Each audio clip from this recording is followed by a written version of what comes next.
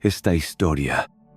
Un escalofriante testimonio sobre los límites de lo que creemos conocer nos fue enviada por un auditor de sistemas de Ciudad de México. Un hombre acostumbrado a la lógica binaria y los sistemas seguros, pero que, junto a un grupo de amigos, se aventuró en un terreno donde la razón se desdibuja y las consecuencias son irreparables. Su relato, aún teñido por el terror de aquella noche, documenta los eventos de una sesión de Ouija que jamás debió haber tenido lugar. Era el otoño de 2021 y la pandemia aún mantenía a la ciudad en un extraño estado de letargo y paranoia.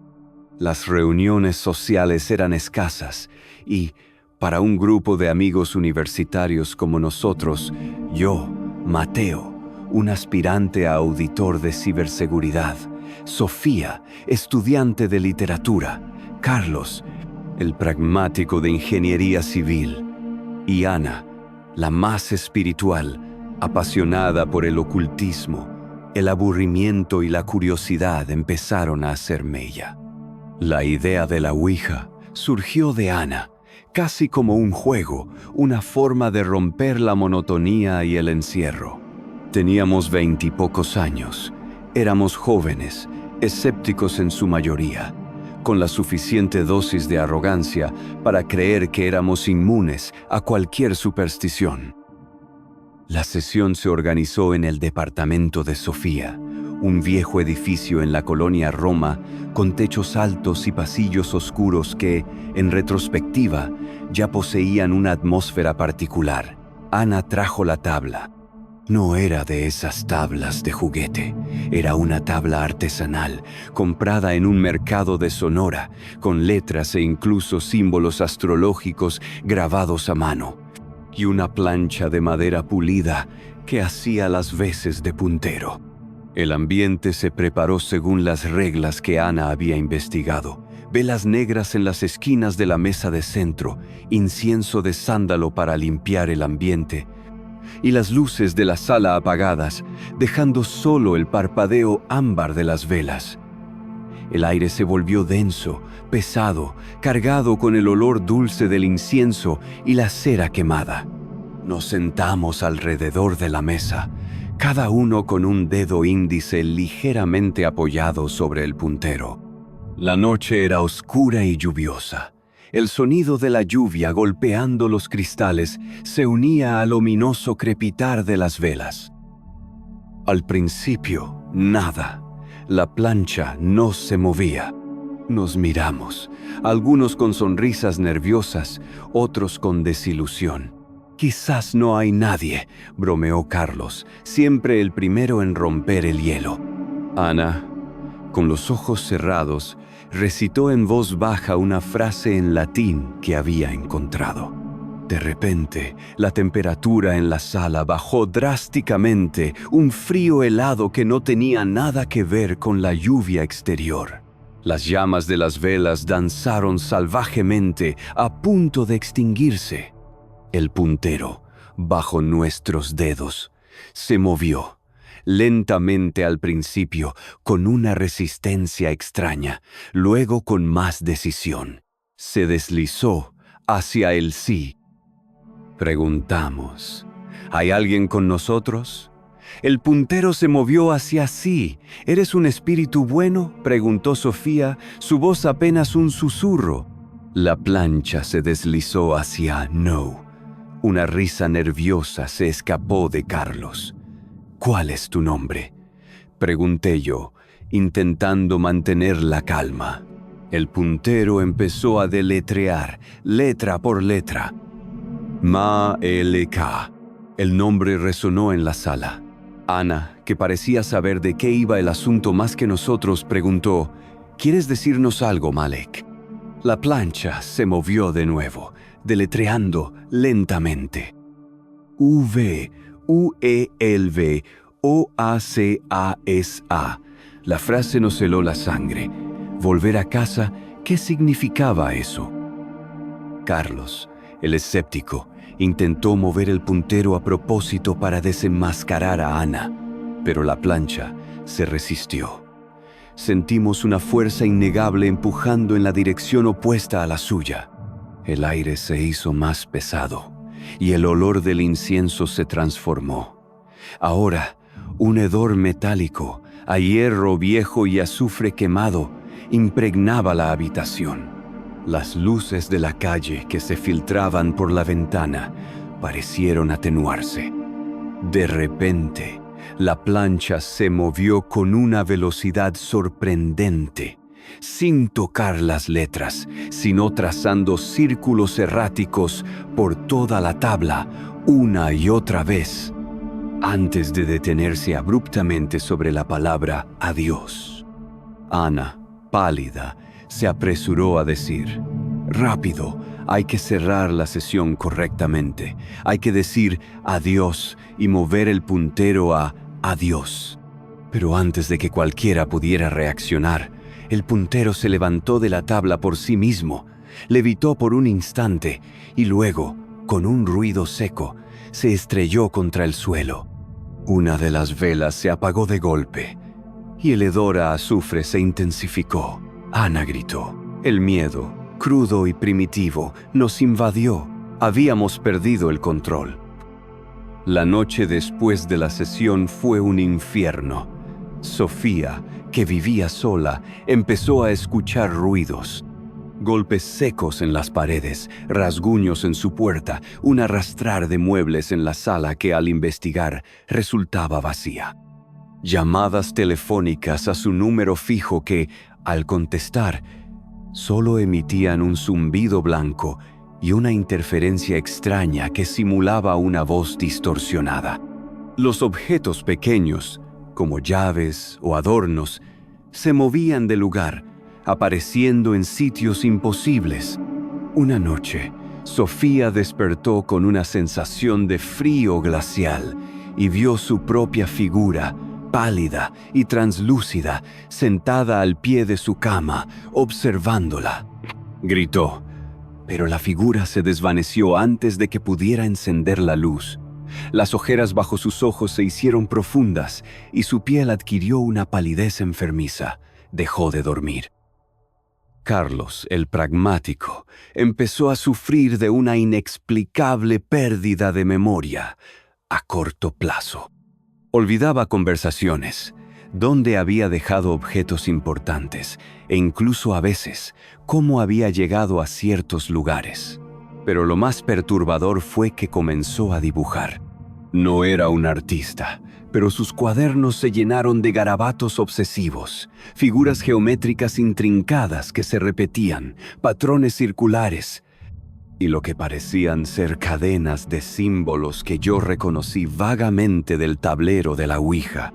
El papel se amontonaba en su apartamento, dibujos que nadie entendía, pero que él dibujaba con una furia inusitada, como si una fuerza invisible guiara su mano. Cuando le preguntábamos qué eran, su mirada se perdía y murmuraba sobre conexiones y puertas. Ana, la que nos había metido en esto, fue la más afectada inicialmente. Su pasión por el ocultismo se convirtió en una obsesión autodestructiva. Pasaba horas encerrada en su habitación, susurrando en latín, rodeada de más velas e incienso. Al principio, pensé que intentaba comunicarse de nuevo con Malek para cerrar lo que habíamos abierto. Pero sus ojos se volvieron vidriosos, su cuerpo demacrado. Un día, al visitarla, la encontré sentada en el suelo, con un viejo libro abierto en su regazo. Su piel estaba cubierta de pequeños cortes y marcas, como si se hubiera rascado con desesperación. Me miró con una expresión de terror puro y susurró, «No quiere que me vaya. Me está mostrando cosas. El hogar no es un lugar. Intenté llevarla al médico, pero se resistió violentamente. Luego, su deterioro mental se aceleró. Se volvió errática, agresiva, hasta que sus padres la tuvieron que internar en una institución psiquiátrica. La visité una vez. Me miró, pero no me reconoció. Solo murmuraba frases sin sentido en latín y trazaba círculos en el aire con sus dedos. Y yo, Mateo, el auditor, el escéptico, al principio creí que era inmune. Mis pesadillas se intensificaron, pero siempre las había tenido. Sin embargo, los patrones comenzaron. Mi apartamento, pequeño y moderno, empezó a sentirse frío a pesar de la calefacción. Mis dispositivos electrónicos, mi trabajo, mi vida empezaron a fallar de formas sutiles. La pantalla de mi laptop se encendía sola en la madrugada, mostrando una interferencia estática que formaba patrones que me recordaban las huellas de la Ouija. Las alarmas de mi celular sonaban sin motivo o las llamadas se cortaban misteriosamente. Pero lo más inquietante fue lo que descubrí en mis propios hábitos de sueño. Empecé a despertarme en medio de la noche, de pie, en algún lugar de mi apartamento, sin recordar cómo había llegado allí. A veces me encontraba frente al espejo. Mi propio reflejo parecía no ser del todo mío, con una sombra extraña en sus ojos. No eran mis ojos. Una noche me desperté en el pasillo, un escalofrío recorriéndome.